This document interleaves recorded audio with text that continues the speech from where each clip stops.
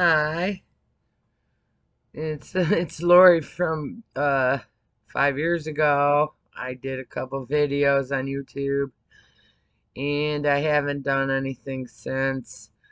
That was back when I had my daughter was sick with cervical cancer, stage 3, and everything was fine, like I said.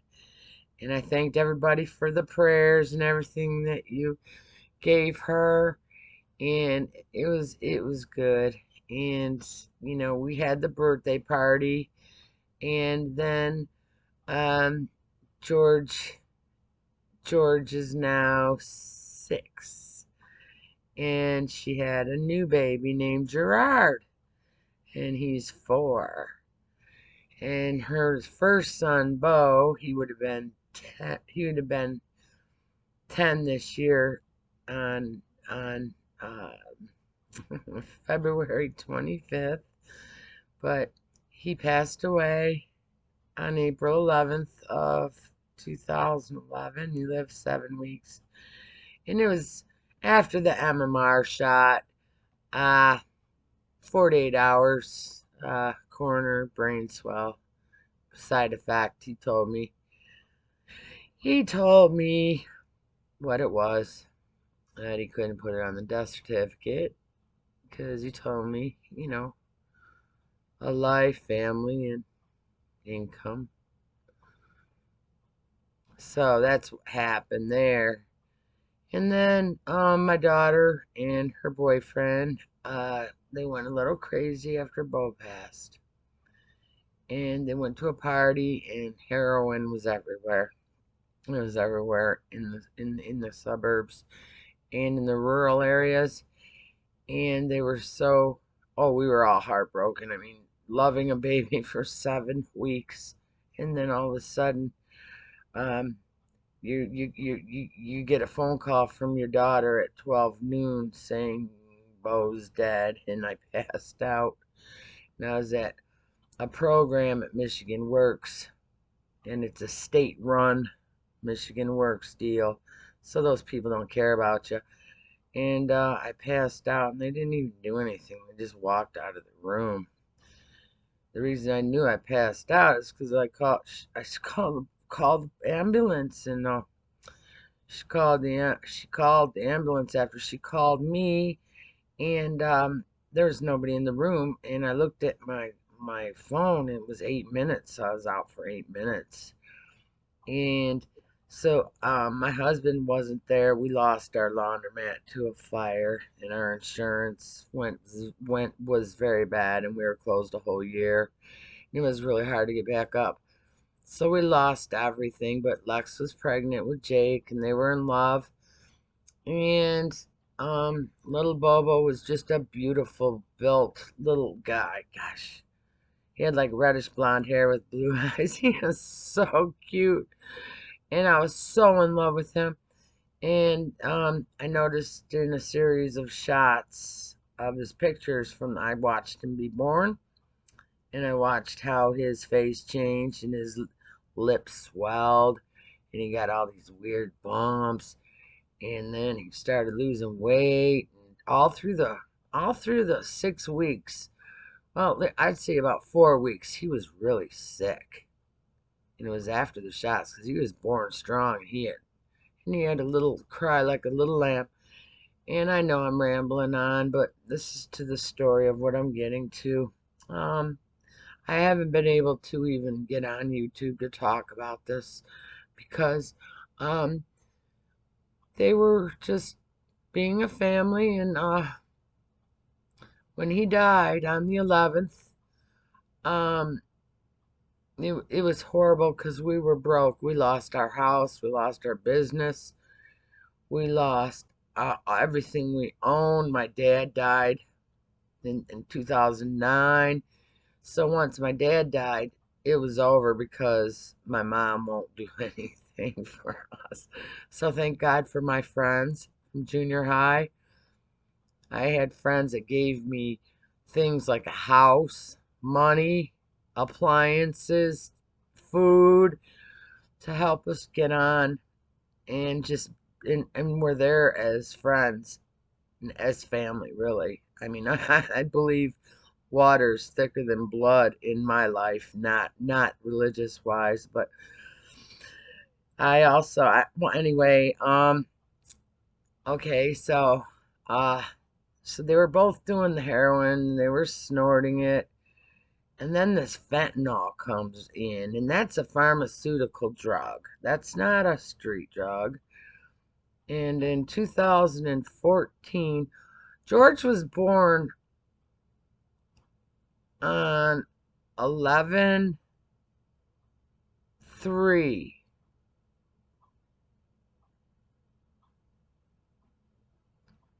11/3/14. Jake died 1 November 1st, 2014. If you rearrange those numbers, Jake's son died 4/11/11. Jake died 11/1/14. I don't know how you figure that one out, and I don't know what that's about, but that's a pretty strange thing for that to happen. And that always kind of bothered me, but I don't think anything foul happened. I believed what the coroner had said. We had the funeral, millions of people there. I asked the doctor who gave the shot, a Jordanian woman. I asked her if she'd come to the funeral. She says, "I'm not, don't come to funeral."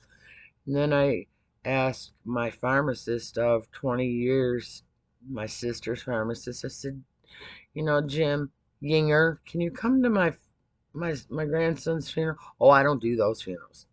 I'm thinking, wow, of all the family business I did for you, and you can't come to my grandson's funeral. But there was enough support there, and I had a priest there. He was a priest who had a wife and 9 children, and when she passed away, he decided to go to be a Catholic priest. So I had him come and do the services for my Bo Halen, after Van Halen, because my daughter's name was Alexis Halen Capnerhurst, after Van Halen, because Eddie Van Halen was like my drug of my teenage years, because I didn't do drugs. Van Halen, it was it. That's it. Van Halen. And then when Eddie died just recently, oh, everybody loved Eddie Van Halen. Nobody loved him like I did. I mean, I had a paper route, and I used to sell candy at school just to get money so I could buy my Hit Parader and 16 and all the heavy metal magazines so I can get every single picture of Van Halen. And then I filled my whole bedroom with Van Halen pictures. Well, anyway, let's get back to this. Okay, Jake died on a Monday, 11/1/14. Alexis, just like that, Save Me by that band, Shinedown. Like that video where the girl saw her boyfriend in the casket and she fell. Well, we used to watch that video. We used to play it a lot, but the baby was alive. But she went up to the casket and she fell to the ground. Well, my daughter did the same thing, and this was not acting. This wasn't from the video, and she was pregnant, and she was so upset. They were broken up at the time because just it was just too much on them. So she went with his best friend, and they had a baby together, but they didn't stay together. Lex was scared to have him, so we didn't immunize him, and George never was sick ever yet, and he's a beautiful boy. And then what's funny, Jared is Jake's best friend, and they had their baby, and then the funeral was Friday. So Monday, Jake died. George was born Wednesday, and then by Friday, Jake's funeral. It was such a hard time. And Alexis's life just never, never was right to begin with. I mean, there's been so much things, and there's so much, everybody's got their problems and everything. But I just want to tell you that, my daughter got in a car accident on June 20th of 2018, and she was still on heroin, and she was on heroin pretty bad, and she kept trying to quit 'cause she wanted to take care of those boys. But she had a woman, her boyfriend Stevie, that she had been seeing after Jake and Jared for a long time, and she claimed those kids as hers. And she was never, ever even blood related to these kids. And she would just try to steal them from my daughter, and give her the car and give her money and give her incentive to go use. And she never gave her any help to try to stop. And we were so financially strapped, and we barely had cars. We couldn't get a job. We lived in an area where there were 5 places of employment, and we had to walk, and none of them were hiring. We were trying so hard. So Ida Kamora took the babies because she had a bad uterus, and she only had her own son, Stevie, and he was horrible to her. He was horrible to her, and he claimed those kids as his, and they're not his, neither one. And my daughter got in the car accident on June 20th, and for 3 months, she was really, really struggling to walk and to use a walker. She wanted to use a cane instead because the walker hurt her. And they said, well, you can't have any painkillers because you're a heroin addict. And they treated her so bad. They gave her surgery, and they gave her surgery on her shoulder, her collarbone here, and it was so infected that even when she went to urgent care, there were nurses and doctors that basically cried at the job this guy did. They said, "Who did this to you?" His name's Jeffrey Border or something at Toledo Hospital. And PA Lori, I talked to her and I said, my daughter's not a drug user of painkillers. She doesn't use painkillers. She did heroin, and she has stopped heroin, and she needs something for her pain. And I'm asking you to give her something, and we will monitor her use. She doesn't take them. She just took the heroin. It's like somebody who smokes pot and doesn't drink. I don't understand it, but that's the way it was. Well, they said no. And after all that was done, she goes, well, you guys have to leave now because I got another one like her out in the waiting room. And I was like, wow. Well, Lex didn't get anything. So she just went home and took Tylenol, acetaminophen, liver eaters, stomach lining killer, leaky gut Motrin, and or nothing. She even got a prescription for Xanax, and when she didn't even take it.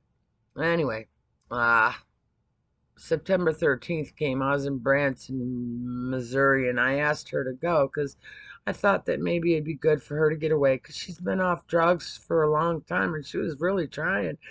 But one day she got really, really, really bad with the pain, and she went and got some heroin, and she didn't buy much, and she tooted it, and she died. It had too much fentanyl in it because that doctor wouldn't give her Roxycontin, whatever that is now. She died. My daughter died at 24 years old. And I know that when she died, she was working with the courts with this habit and trying to quit and trying to get the babies to be in my custody instead of Ida, because Ida she snuck into George's delivery room. She snuck in there without anybody's permission. And she got in there, and Alexis didn't want her in there, but she stayed in there watching George be born. It's not even her kid, and she knew it. And this is how this woman was. She goes, "Oh, Lex, I'll take care of the baby. You just go on and you just go on and have a good time." You know, she's from Tennessee. And Steve was her husband, and he's just a big drunk and a pot smoker, and so is she. She's a nice big pot smoker. First time I met her, "Hey, how you doing?" She's like, got these wrinkled lips, and she's smoking a joint. She looks like a granny smoking a joint. How gross. You know, and this is who are taking care of my grandchildren. And when my daughter died, before she died, she she was getting court papers together to get custody for us to have the kids, because I think she knew something was going to go wrong. She just knew. She just knew. She was making so many different uh final final arrangements for things. It's not like she knew. I found a book of her book to God, and how she was praying to God, and asking for repentance, and telling him how she's trying so hard to not love her flesh and not be so fleshly and be so selfish and narcissistic, and how much she loves her children, and how much she wants to just be a good mom. And she was a good mom when she was straight. She was a good mom. She was loving. She was tender, affectionate, and she took care of them. But that woman, Ida, wanted those children, and she got them. And then they threw them. They just, just because we were broke and poor, we didn't have any money. We didn't have much to get a lawyer. They spent $10,000 on a lawyer, and I got like a $1,500 lawyer. And my mom came into the picture, and my brother and sister. I have not talked to them since my dad died, because my mom never liked me, for one. She hated me all my life. And I know people are going to think that's crazy. I told my family this is true. That's why I guess my grandma loved me so much, because she knew. Well, they didn't help me when I lost my house. We lost our storage. We lost all our tapes of our kids growing up. We lost our furniture. I had $10,000 worth of clothes. We had about $30,000 worth of furniture and things in there. My sister wouldn't help me pay the storage bill. My friend Tom, he was a scientist and went to Caltech, and he was helping me pay my storage bill, but on December 12th, he decided to kill himself in 2012. And I've known him since kindergarten. He was the smartest kid in our whole city. In 6th grade, he left because he was so smart. They put him into, I think it's called Green Hills or Green View out in Ann Arbor. It's for kids that are super smart. And he was like doing college work in 6th grade. And he helped me as much as he could. He gave me thousands of dollars to help me and my family. But okay, my story's getting weird here.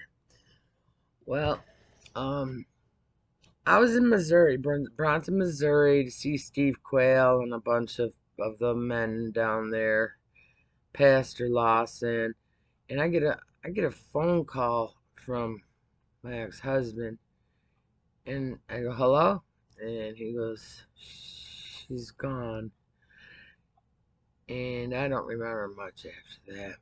All I know is just I didn't know what I was doing. I started a cigarette really fast, and I was running around and freaking out, and I didn't know what to do. I was crying so hard, and people were like, "What's wrong? What's wrong?" I said, "My daughter died right now. She's gone. She's dead."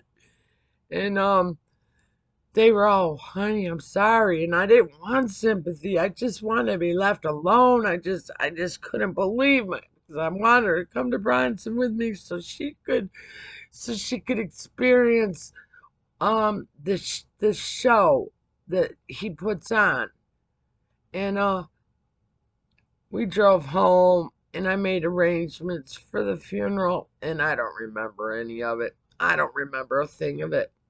I was so unconscious. I don't remember. I wasn't on drugs. It was more like my memory was, I was in such shock that my baby was gone that a lot of things I don't remember. But I do have her. See that? That's what she has in her casket. That's what she wore. There with the blue dress and pearls. Well, I have that, so when I go, I'm gonna wear that whether I get burned or put in her casket or dumped on her, whichever. I'm gonna be with her, and so's her father.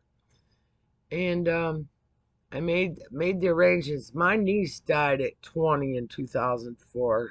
She died from an arrangement. She took some antidepressants, and she drank some beer with them, and she died. And they don't want to admit that antidepressants kill you. And she died at 20, and she just had a 3-month-old baby, and that was Angela, and Jasmine was 2. And she died at 20, and Rupp Funeral Home in Monroe, Michigan did her funeral. And I've been to many funerals. I'm 54 years old, and I've been over 60 of them. Well, Rupp doesn't do a good job. I don't think they put enough embalming fluid in because the bodies always get, I'm not even going to go there, they just get oily and smelly after a while. I don't think they put enough in. They're too cheap. But I had a 1-day funeral for my daughter, but Jennifer had a 3-day, and she's 20 years old, beautiful girl, and the makeup artist, which still worked there when Lex died in 2018. I didn't like the way they did her makeup, and so I asked Jeff Rupp. I said, Jeff, I said, my niece Jennifer Pokerwinski died here in 2004, and I really didn't care for the way that you did her makeup. And I'm asking you as a mother that I want my daughter, I want to put the makeup on her because I know that's what she'd want me to do. And he goes, I don't see a problem with that.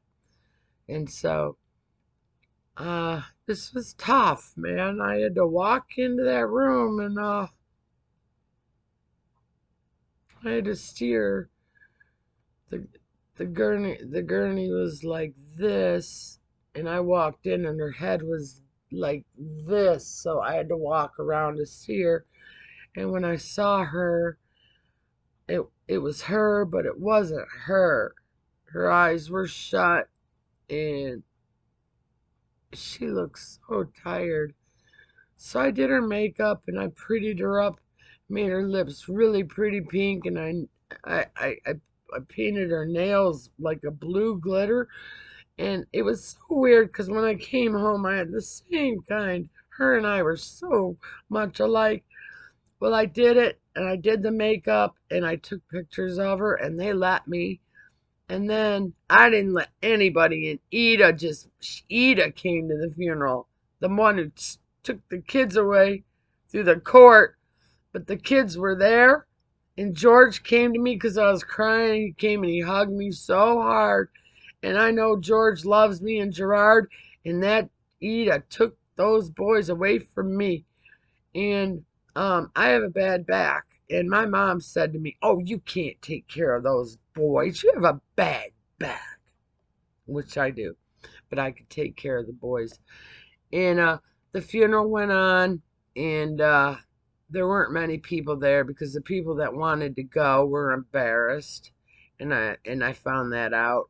And I had just the rest of the family that's even still living that just don't mean anything. They were just so fake. Nobody gave any flowers. Nobody gave any contributions. I've never heard of this. And it was something else. Then I had a nice music going, and my sister turned the music off. This wasn't her funeral. I paid for everything. Ida paid for part of the casket so she could get to the funeral because I didn't invite her. I didn't want her there, and the kids shouldn't have been there anyway. They loved their mother. They loved their mother, even though she was acting erratically sometimes. But Ida wanted her dead. She did everything in her power, and my mother went against me, and my sister, of course, went against me because my sister's a big alcoholic, and my brother and I have been fighting since birth. He used to smother me with a pillow, and he did it so much that I sweated and I couldn't breathe, and I can't wear a mask. I can't wear a mask. I haven't worn one once. And after the funeral, um, right now I'm having a really hard time. I cry every day. I have dreams about her I have dreams about her. And she's always so quiet. But I know God took her. God took her. I read that book, and God took her because, um, and I, you know, I don't understand why I lost the children because she worked on that court paper so we could get the children, the custody of the children. And I hired the lawyer that they needed a DNA test before anything. He didn't order the DNA test. He just automatically just talked to this liberal judge in Detroit, male, really dirty, nasty man. And he barely he didn't speak to me. I was crying and my nose was running so bad that I needed there were two bailiffs in the courtroom, two. And I needed some tissue because I was having trouble. My nose was running, and um so Lee, my now husband, grabbed some tissue for me, and they asked for it back. They said, "That's not your tissue. Give it back." And it's like my nose is running my eyes, and it's like my family, my brother, my sister are over there with Ida and all her family against me. Well, those are my grandchildren. They have nothing to do with it. I went there for that $1,500 to get a DNA test so that those babies could be given to their father, right? Well, Jared wanted George because they were twins. Oh my gosh, are they twins? Well, Jared was just so heartbroken over this. He died. George, Jared died. So we got Bo and we got George, and both their parents are dead. Two different fathers. And then Lex had Gerard, and she named George after my after my dad, her grandfather, and Gerard is his name's Douglas Gerard Capnerhurst, and she liked the name Gerard and was going with G's, and he was such a beautiful baby. And she gave Gerard to Ida for about a week just to take care of him while she was you know, recuperating from her accident, and she thought he was handicapped, so she wanted to give him back right away. Well, anyway, it ended up where she was trying to keep him, and that's when Lex started getting action for the court papers, and it was too late because the OD happened in the morning of the 13th of September, and I wasn't there. I was there for the accident in June 20th. She was in a coma, and I took a film and I said, "Oh, come on, baby, open your eyes." And her friend Alex, she's not going to open her eyes. She's in a coma. I tried to get her to open her eyes. Miss Alex, she's like 500 pounds, and she's such a snake to my daughter. And she didn't respond to her, but she opened her eyes, and I have it on film, but somehow it's erased. I don't know why. But Alex made it in the house, into our house, and I think she took that court paper Alexis had for Ida. Ida will pay anything for anything to get those kids. Well, I went to court And they didn't even know I was there for custody when I explained to this Daryl numbnuts, prepaid legal. Don't ever go through prepaid legal. Just do it yourself. If you do it yourself, that's when you're gonna win. Because I had no chance because there was no custody. There was no custody until the DNA was established. And so Jared was alive at the time. So the DNA, he came to Detroit to bring the DNA, and things just got messed up at that point. And the DNA for Gerard was easy, but none of it was ever made. That lawyer promised me DNA, but yet this is a custody battle. This is where the babies are going to live. And my mom's agreeing with to live with these pothead. Oh, the kids are on drugs. They're on coke. They're on pills. They're on this and that. You know, I've had my problems with my pills and stuff. I have chronic pain because I have a bad back from having dysplasia of the hip.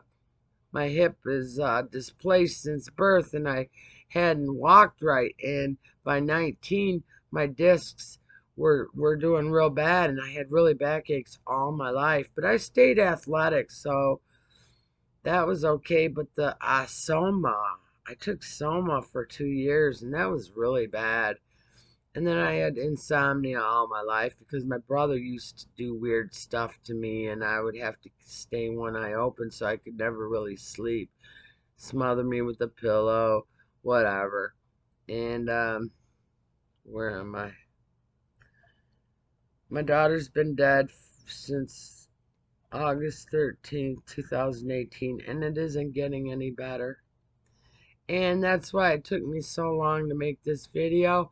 And I know it's very depressing. But you know what? I have nobody to talk to about this stuff. And you know, I'm sure there's going to be comments like, good, I'm glad she's dead. She deserves it.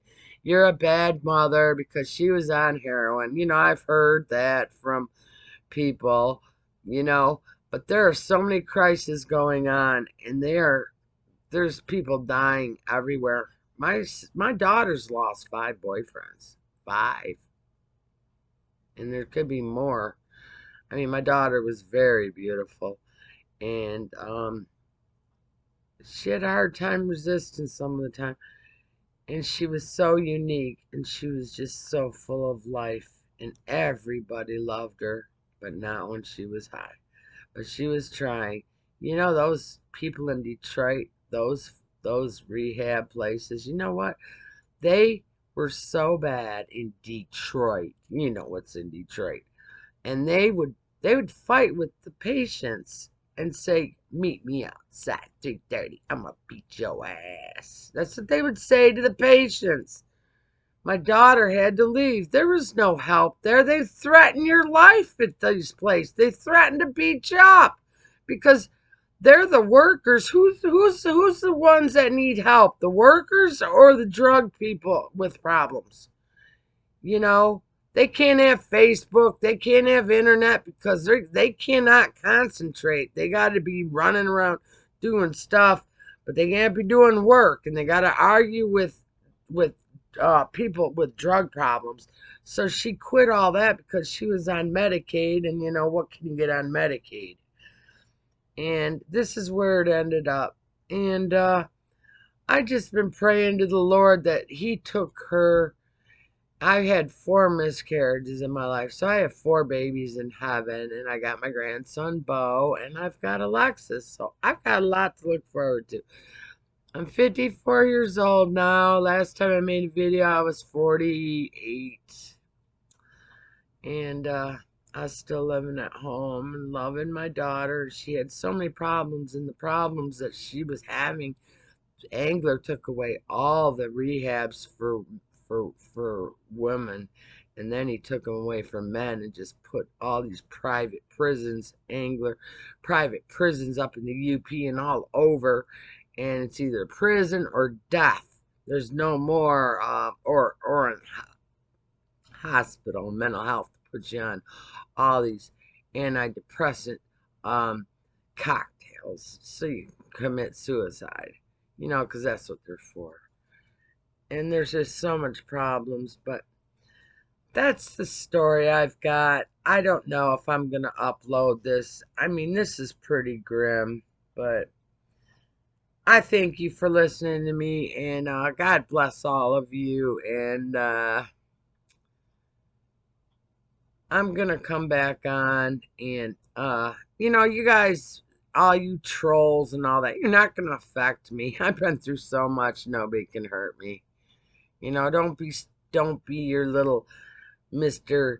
Evil behind the keyboard because you're not face to face because you got your little keyboard behind you to be beastie. Yeah, meet me face to face and we'll see who's beastie. Now that I'm gonna beat you up, but I stand 6'1", and people don't like to confront me too much, but people get like really smart, buddy, or behind a computer because with their little words that they type, they're just so bright.